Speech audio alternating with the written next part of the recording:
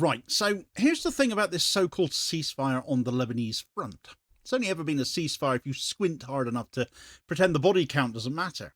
Israel has been hitting refugee camps, blowing up towns, scattering cluster munitions across valleys, and calling it restraint all at the same time. And Lebanon has been told to take it on the chin because apparently that's what good neighbours do nowadays. Then Israel strolls into Beirut with an airstrike that kills a senior Hezbollah figure and still expects the world to treat this like an unfortunate misunderstanding. Or they're right. You don't need a map to see what's happening here. One side has been honouring the deal, the other side has been testing how far they can push it before anybody notices the ceasefire has been a corpse pretty much from the get-go. And if this wasn't the last straw for Hezbollah now, you'd have to ask, right now, what would be?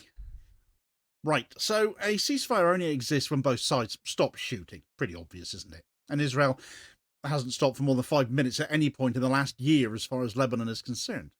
Lebanon has kept its side of Resolution 1701.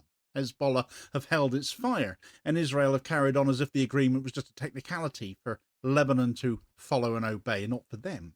The most recent events consist of hitting refugee camps, dropping cluster munitions into rural valleys, killing officials in the south, and now assassinating a senior figure in Beirut.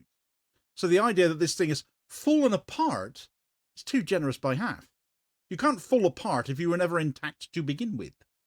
What we're looking at is a ceasefire being performed on one side and ignored on the other to greater and greater extent,